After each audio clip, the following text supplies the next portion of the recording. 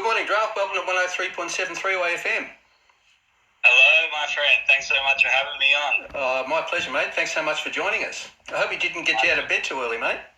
No, I've got a 3-year-old, so okay. There's no such thing as too early in my world. Okay. Yeah, because I was a bit worried, because when we actually teed up the interview, West Australia, of course, is 2 hours behind us here in Victoria, so all of a sudden I thought, whoops, it's only be 8 o'clock over there, but that's good. No drama. Yeah, there's lots going on nice and early in my household, so fantastic, it's completely fine. That's great. Look, now we've been regularly playing tracks off the new album Shadows and Shinings, which was released a couple of weeks ago. Congratulations, another great Drapht album.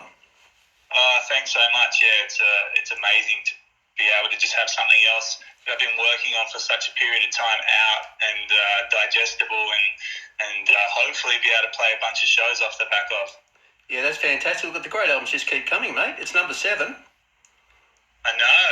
I can't believe it. The last 15 years have been somewhat of a blur, but I still feel I've got a couple more in me for sure. Oh, that's fantastic. Look, I believe a lot of the record was written while you were living in an RV, driving around the West Coast for about 8 months. Is that right? Yeah, probably about half of it. In 2017, I went over to the States and basically spent a year in an RV driving up and down the west coast of the US and just riding and sort of just removing myself from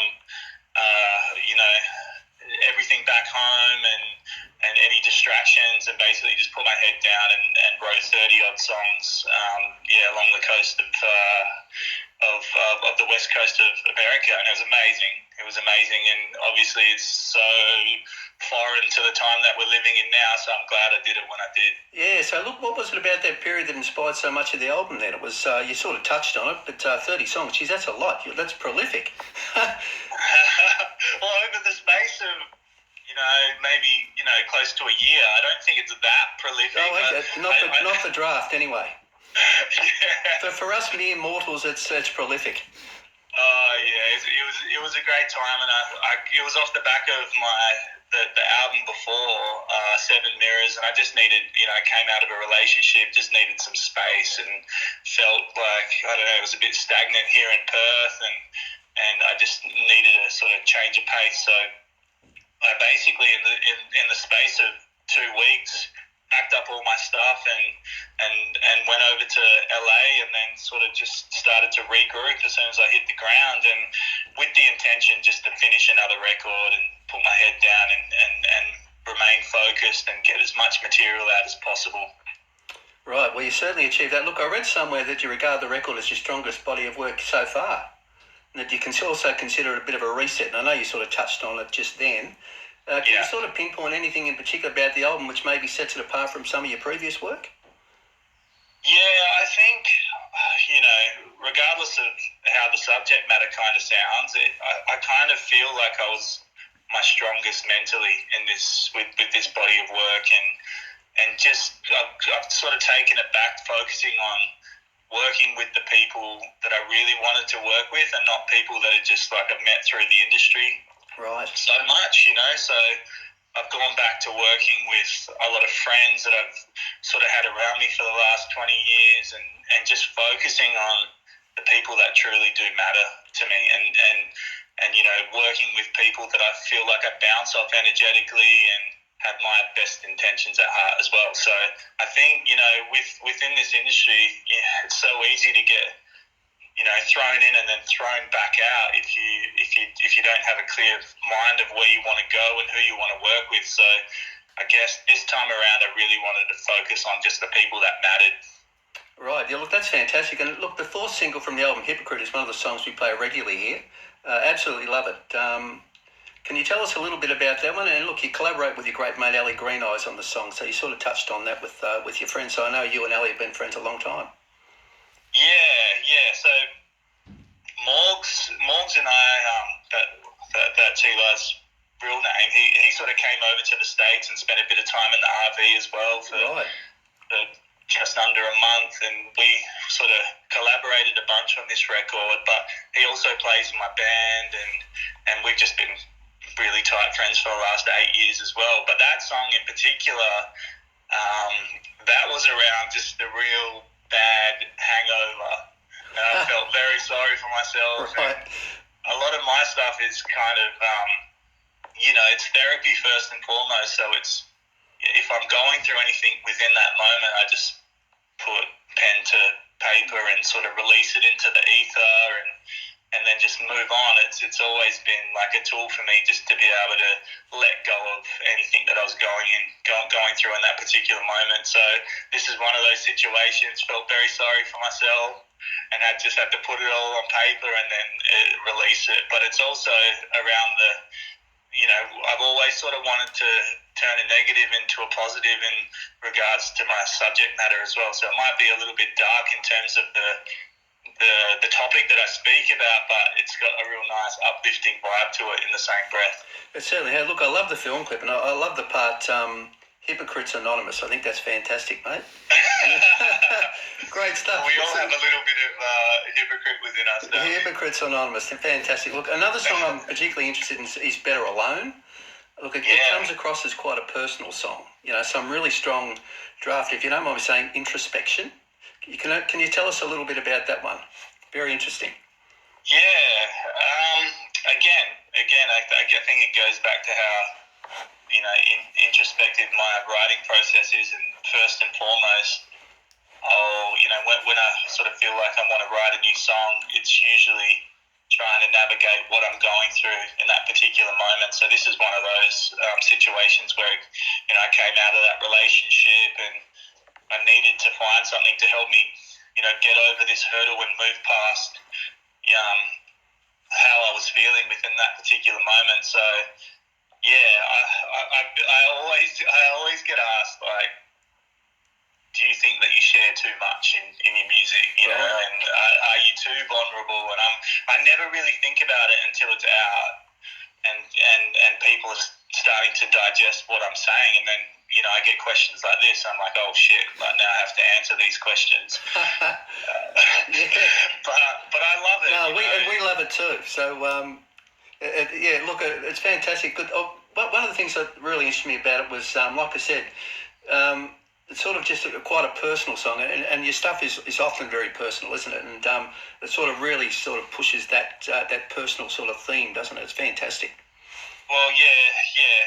I guess for me, I love to be honest within my music, but it's also a tool for me to evolve as a person, in my personal life, and use it to reflect on past times and move forward, and hope that I'd be a better person and not carry as much stuff.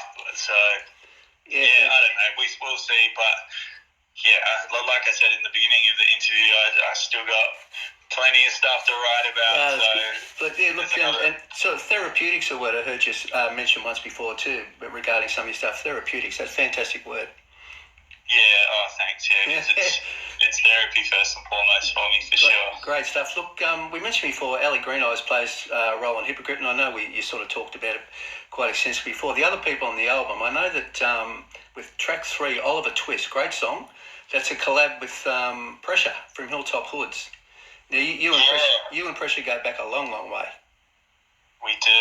I remember, with the Hoods, they've been coming to Perth for the last, I don't know, over 20 years. I probably met them about 20 years ago when I was 17 and sneaking into venues to see local hip-hop shows. And this is when they were playing 400 capacity rooms, and now they're playing 15,000 capacity stadiums.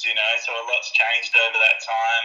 But the one thing that hasn't changed is definitely how grounded they all are, and to have Pressure involved in this album and the Hoods on the last one, and just be collaborating with them for the last 15 years has just been amazing. First and foremost, they're friends of mine, but I'm just massive fans. I'm a massive fan of their work as well. Yeah, that's fantastic. Look, I've got to admit, one of the big thrills for me when I get hold of a new record is checking out the artwork. Now, I reckon the artwork on Shadows and Shinings is absolutely brilliant. Can you tell us a little bit about that too?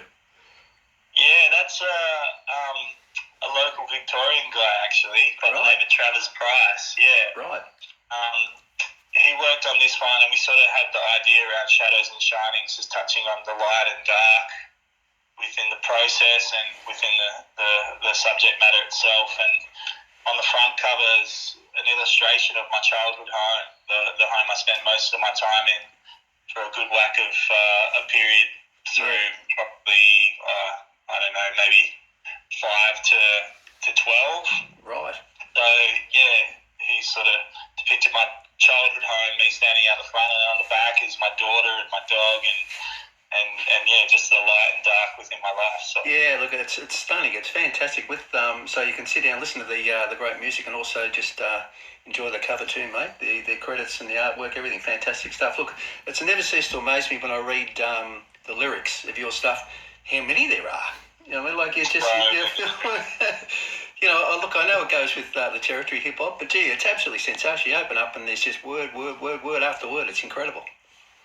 Yeah, I had a little look the other day, and I found a couple of little mistakes. I'm like, oh, yeah. There they make mistakes. Who made a mistake? You or the record company? You're just trying to get everything finished, and then, you know, you go, oh, yeah, that's completely fine. Your eye sort of goes over all the words.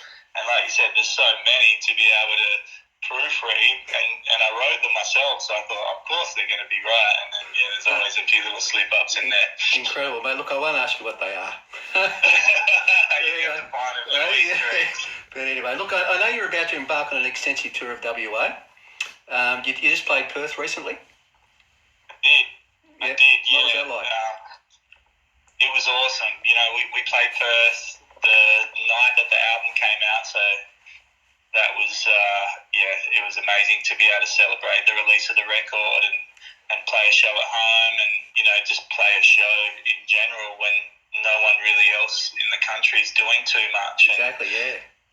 And, you know, it's always a massive fear releasing something like this, and something that you've worked on for the last 2-3 years, to then not be able to, you know, tour it and go promote it and, you know, make a little bit of money back from, you know, the amount of money that you've spent, and that's gone into something of this scale. So for me, being in WA, we're incredibly fortunate just to be able to play any type of show over here when, you know, our friends over on the East Coast are just struggling. So yeah, well, we watched your watching our grand final the other day, mate. So we were very very envious. Yeah, but, I was envious as well. I was envious of all the WA acts that got to play half time. I wanted to be on there. Oh, okay. Well, we were hoping the Drapht would actually get a gig. So, but anyway, maybe next time, mate. I don't know whether you'll have to look. We're hopeful it's going to be back in Victoria next year, mate. We're quite happy for WA to have it once, but we want to. But anyway, look, and with the tour, I know that I think it kicks off in Geraldton. The remainder of the tour in a couple. I'm not sort of maybe testing you a little bit here, but in a couple of weeks' time, Geraldton. It does. So look, and the 13 shows in total. Up to Exmouth and all the way up to Broome, and then back down to Southwest. So I think there's a good 12 shows. Right, 12 fantastic. Shows within WA. So yeah, again, can't believe that we're just about to get out there and play shows after so many years of not being able to. But, that's great. Yeah. Look, what about Draft's plans for the future? I know it's pretty early. It's just probably a bit early to be thinking about that now that the album's just coming doing the tour. Because you're obviously pretty busy, but you're sort of planning ahead, or are you just sort of thinking in terms of sort of the here and now? And it's a bit of both. You know, in terms of new music, I'm so inspired to just get back on the horse and write another album already. Right. But, you know, when it comes to planning out shows, we can only really take it a day at a time at the moment. Obviously next year we would love to get back over east and do a national tour, but only time will tell, and hopefully there's some form of normality sort of kicks into gear over the next couple of months before Chrissy, and we get to, you know, well, you guys first and foremost get a bit of freedom and a bit of normality back in your life, but Australia sort of starts to open up again too. Yeah, look, and you're right, and I think things are looking sort of more positive over here. That's what all the politicians and experts are telling us. So we're sort of looking forward. We've been a bit lucky in Warrnambool actually, because we're a regional centre. We haven't had the really long lockdowns that Melbourne have had. We've had bits and pieces of sort of freedom, but we still had several lockdowns here as well. So, but anyway, hopefully things are going to change soon. Look, fingers crossed. Yeah, well, fingers crossed. Look, now the listeners will absolutely kill me if I don't ask you before I let you go. You're a Perth boy, which is a long, long way from Warrnambool in Victoria, of course. Yeah. Now, have you ever been to Warrnambool? Let's put you on the spot. I know you get around a lot. It is such a... these last 15, 20 years have been such a blur with my touring cycle. I thought you might say that. I might have had too many beers and sort of just gone through towns. And if I haven't, I need to get there next year, that's for sure. Well, look, I've only been in Warrnambool about 5 years myself, and I asked around, and no one can ever recall Drapht coming to Warrnambool, mate. So it sounds there you go. We need to make it happen then. Well, I was hoping you'd say, yes, I did come here once, but anyway, no. Look, what I'm actually leading up to, look, I know you perform in regional centres because you're just about to embark on a tour of regional centres in WA. Is there any chance, even though you've never been to Warrnambool before, is there any chance we may get to see Drapht performing live here in Warrnambool when the venues in Victoria get back to normal? What's the biggest show that you guys have had there? Is there a venue where you would be able to fit 500 people in there? And we may be just able to squeeze 500 in, mate. Yep. They didn't want to be like sardines. We've got to be careful, all that sort of stuff. But no, I reckon we'd find a venue big enough for you. 500, yeah, could do it, mate. But anyway, just keep us in mind. That's all I ask. And all the listeners make that happen. Yeah, and look, all the listeners will say off my back now because I've asked the question. Good man. Look, thanks so much for joining us today, Drapht. Been an absolute pleasure, mate. And look, good luck with the new album. It's absolutely fantastic. Oh, thanks so much. Yeah, appreciate your time. Thanks for having me on today. Yeah, look, our pleasure. And look, also good luck with the tour, and we look forward to seeing you in Warrnambool one day, mate. Likewise. I'm gonna get on the phone to my booking agent now and say, "Oh, that's great. Gee, great show in Warrnambool." I'll be the most popular man in Warrnambool if that happens, mate. We can get that up. Legend. Okay, mate. Thanks a lot. Talk to you again soon. All right. See ya. Thanks, Drapht. Bye. Bye.